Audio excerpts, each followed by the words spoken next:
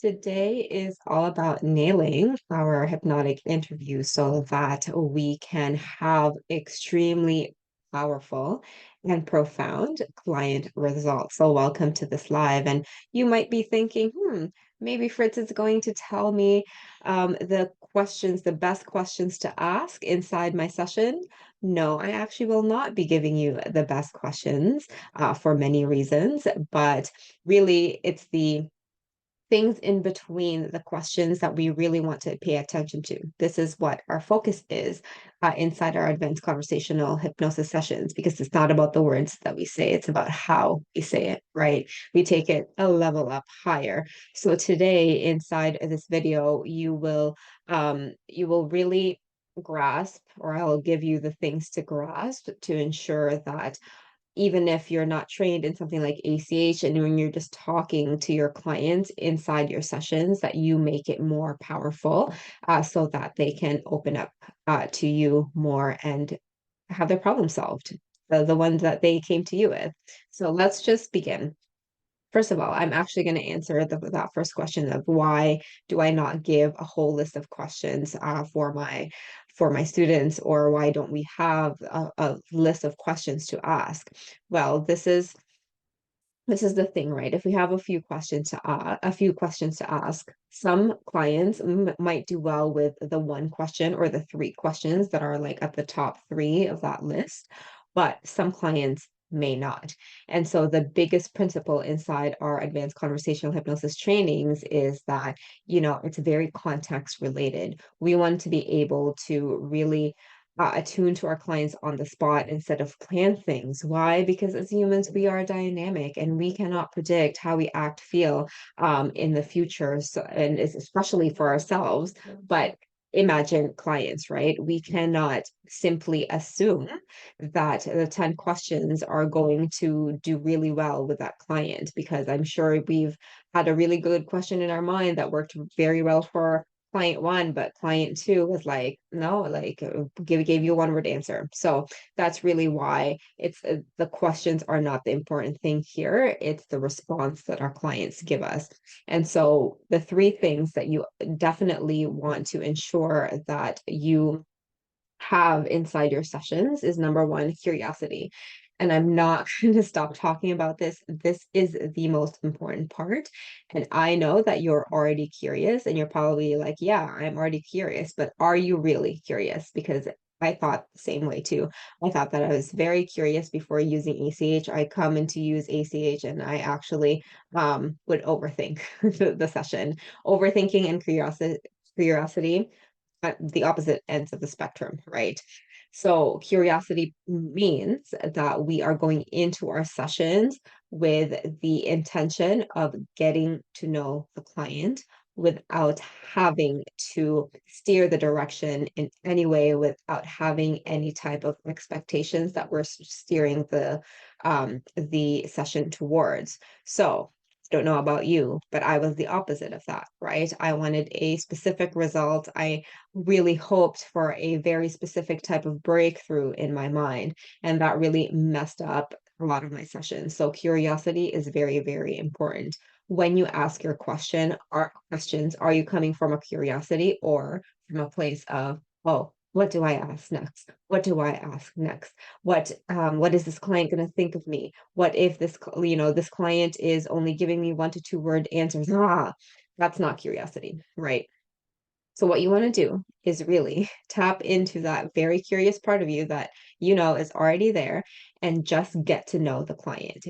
Be curious as to what they are saying. If they are telling you that they really want to move on from their toxic ex, but they're telling you that sometimes they want to stalk their social media, um, how do you respond to that, right? Do you go with giving the advice of, no, you should block the dude, you shouldn't be really doing that, because that is not curiosity, right?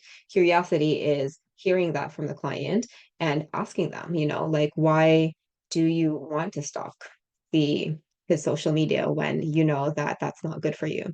that is the type of curiosity that you want to add in, because just notice how the difference is with that questioning, right? Just so the questions that you're gonna ask is going to be more powerful than like, well, why haven't you blocked the dude yet? Instead of saying that, going, so like what actually makes you want to still um see him even though he's treated you so badly?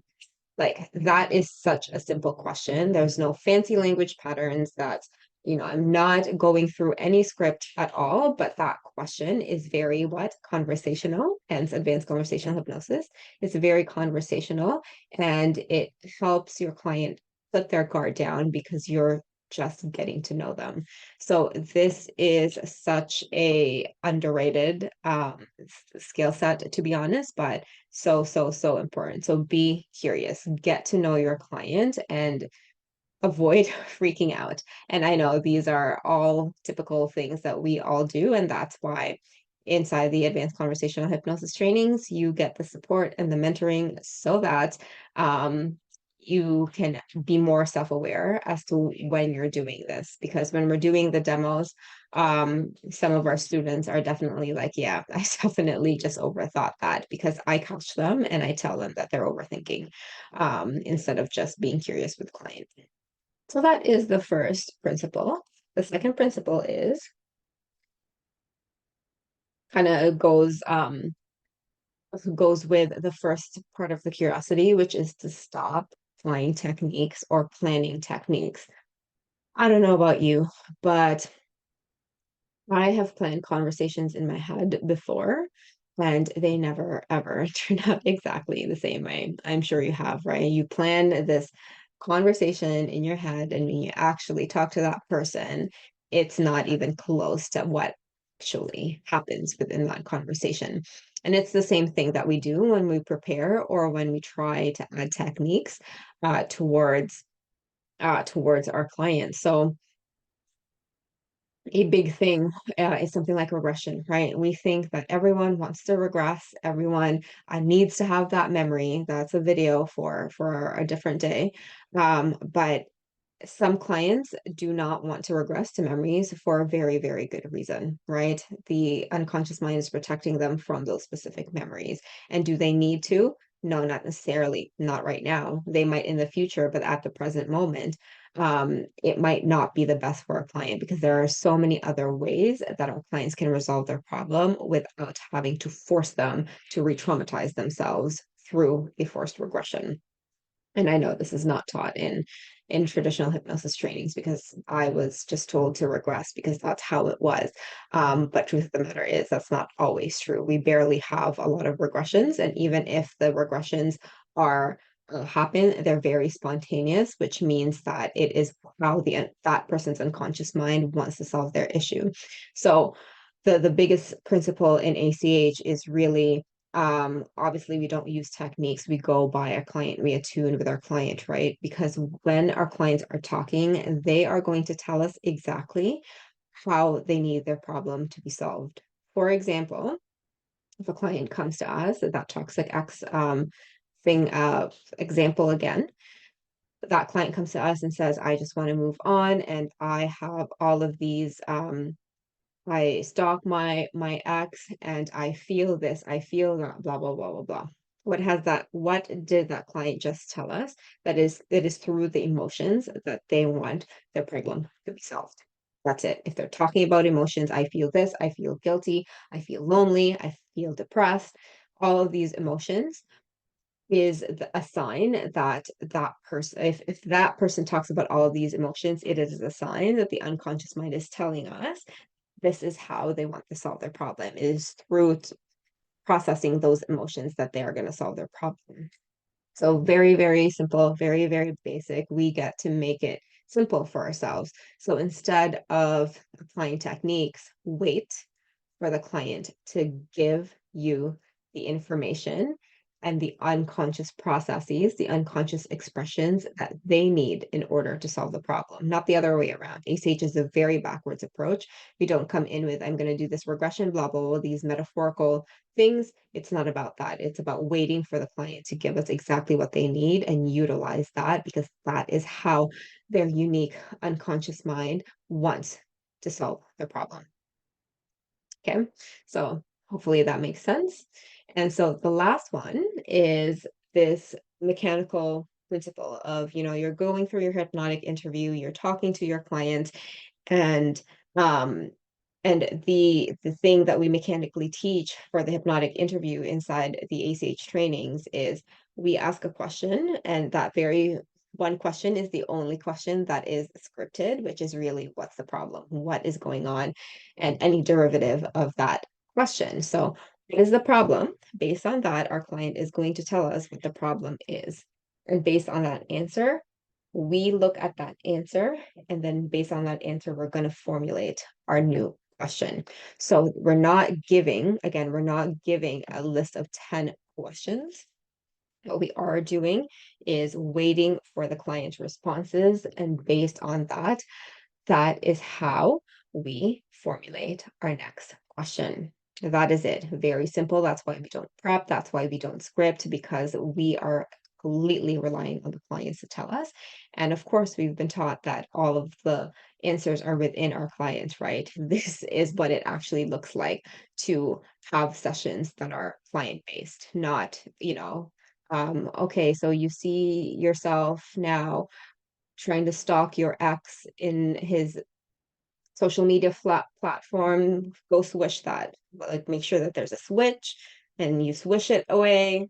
That NLP technique of swish, that never worked for me, by the way. But what are we doing there? We are telling our clients what to do. And what if that client isn't visual? Like for me, I had such a hard time doing that. It never worked for me. So it really goes against the fact that we need to be client-centered for optimal results, right? So question, answer, based on that answer, question. We go through this over and over and over again during the 3-day live trainings, because there's a lot to unlearn, but what there's a lot to unlearn because this was not how we were taught traditionally. So we got to unlearn all that shit and learn to actually just be present and take it one step at a time. Question, answer, answer, question. One question at a time, one response at a time.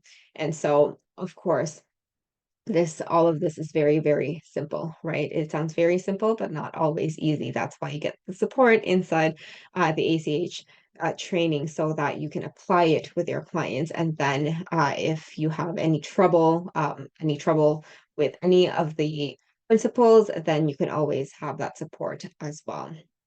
And so, just to summarize, nailing your hypnotic interview so that you get the best results for your clients, and they receive more than what they had initially thought they would receive with you.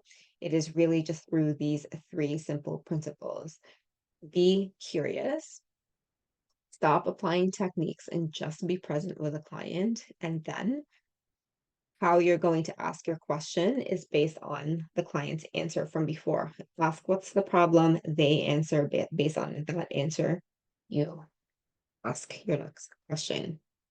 So I hope this helped. I really would love for you to apply this in your session and see how that goes. It's the new year. We're going to take advantage of the new beginnings, and investing in something like ACH has been the best investment that I've ever made in my business, because the things you learn in there are actually applicable to your personal development and business as well.